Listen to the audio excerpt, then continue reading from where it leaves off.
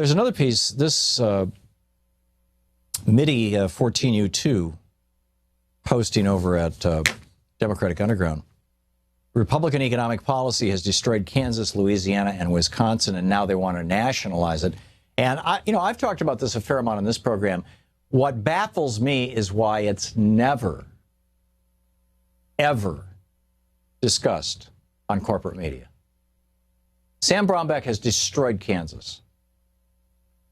Mike Pence devastated in Indiana.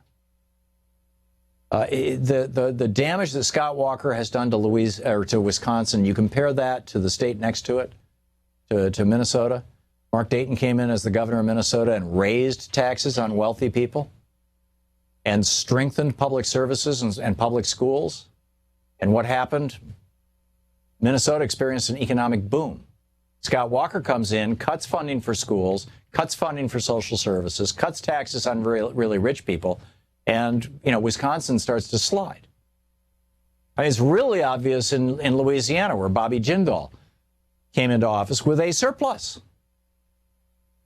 and said, hey, look at this extra money. Let's do a multi-million-dollar tax break for the billionaires, for the wealthy people at least in Louisiana. I don't know how many billionaires there are in Louisiana, but there's a fair number of multi-millionaires.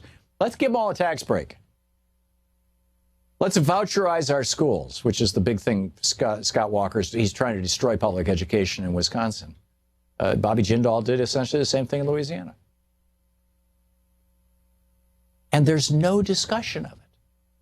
None. We know now what the results of Republican policies are. We've seen them at the national level with 40 years of Reaganomics. We've seen them at the local level with Kansas and Wisconsin and Louisiana, and that's just the beginning. Red state after red state. Even when Texas, when Rick Perry was running around going, running ads in California saying, bring your business to Texas. We're number one in job creation. It was number one in job creation of the worst jobs in America, the lowest paying jobs. But which economy was actually growing as an economy? Which had the highest standard of living? Which had the rising standard? It was California.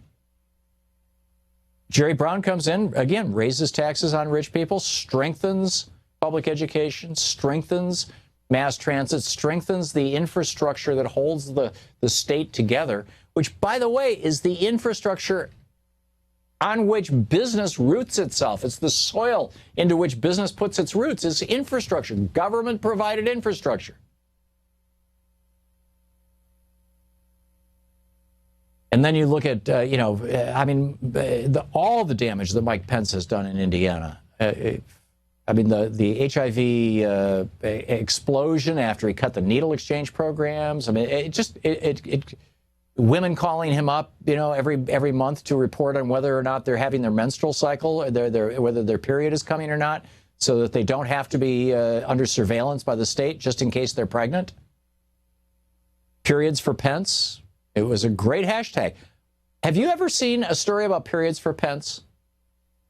This was a thing. This was a big thing in Indiana. It involved tens of thousands of people. No mention. But we know all about Hillary Clinton using a private server for her email. Do we know that George W. Bush and Dick Cheney were doing that same thing? No. I mean, they were. But any mention of it in the media? No. We have different standards for Republicans in this country. When it comes to the media, we have different standards on reporting what's going on. Democrats, the policy issues that Democrats are taking that are wildly popular do not get covered. But if Democrats screw anything up, or if they take policy positions that are unpopular, like the president and his TPP position, they get heavily covered. Republican policy positions, they get distorted. Paul Ryan comes out and says, we want to strengthen Social Security and Medicare by privatizing them. And for some reason, that by privatizing them part just never gets through. Oh, Paul Ryan wants to strengthen Social Security and Medicare because he's going to turn it over to the banksters on Wall Street. Why don't we know this stuff? Finally, speaking of infrastructure, I don't know if you saw this. It was in the New York Times over the weekend by Edward Wong. The headline is, China launches quantum satellite in bid to pioneer secure communications. This is quantum physics. You split an elementary particle into two. They go spinning off in opposite directions, and they are what's called entangled. So even if they're a million miles apart, if you change the rotation of one of those particles, the other particle instantly changes its rotation. Faster than light, highly secure communication. The Chinese just launched a satellite to do this.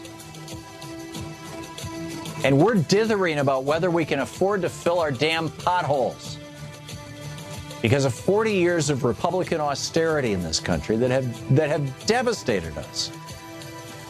Our inner cities are falling apart. Our rural areas are experiencing heroin epidemics. Reaganomics. This is the Thom Hartmann Program. We get Reaganomics and the Chinese are doing quantum communications? This is tragic.